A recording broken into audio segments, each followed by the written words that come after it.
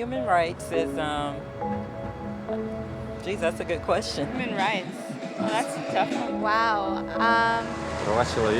I don't even know how to give that a definition. I would probably have to do a little bit of homework or something. Any right that I think just as a normal, human, The rights that humans have? That's a very large debate. Menneskerettigheder kan betyde mange ting. Tú le puedes preguntar a 20 personas y te van a dar 20 diferentes opiniones. Non saprei, è una domanda complicatissima. Guess we just take them for granted that they're there, but we don't even consider what they are.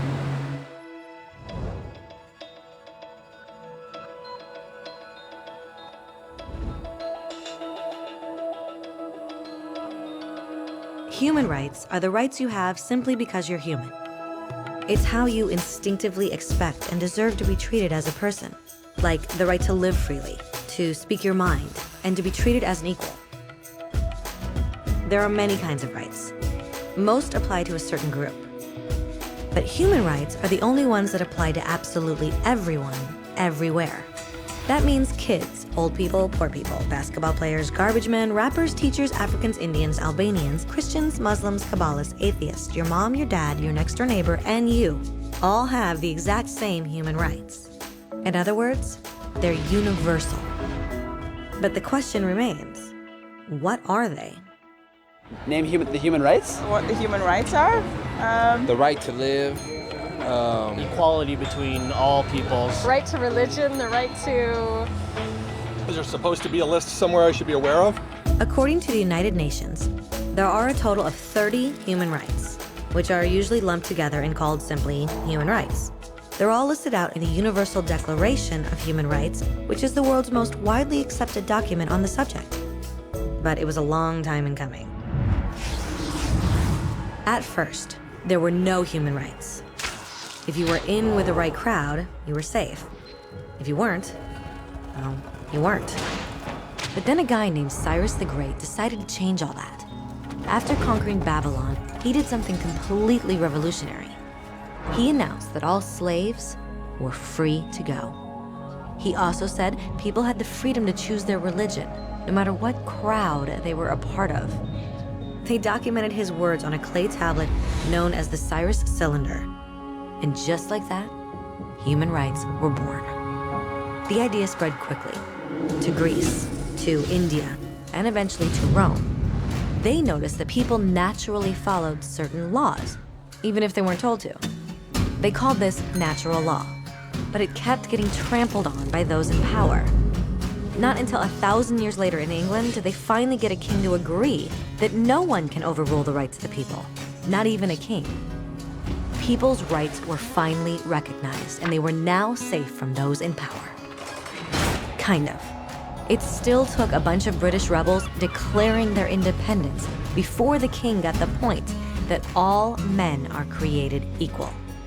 Which isn't to say he liked the idea, but he couldn't stop them, and America was born.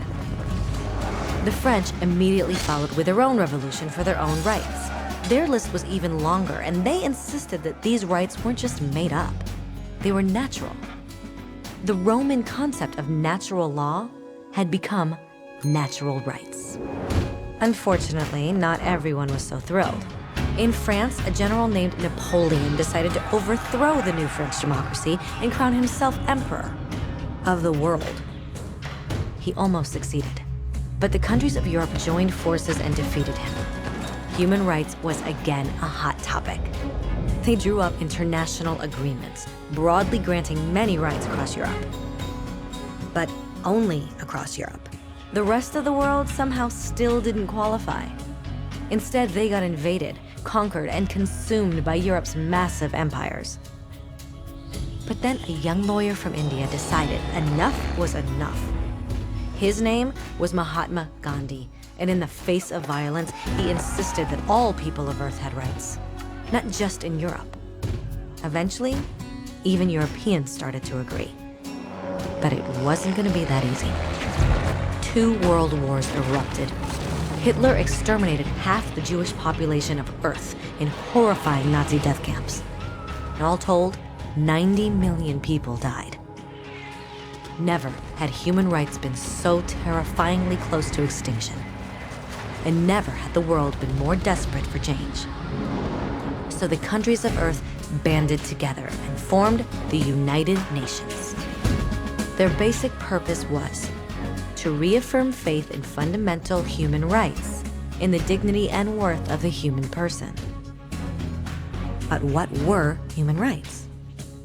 Were they the proclamations of Cyrus, the natural laws of Rome, the declarations of France? Everyone seemed to have a slightly different idea of what human rights should be.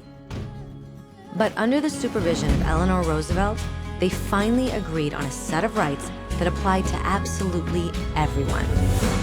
The Universal Declaration of Human Rights.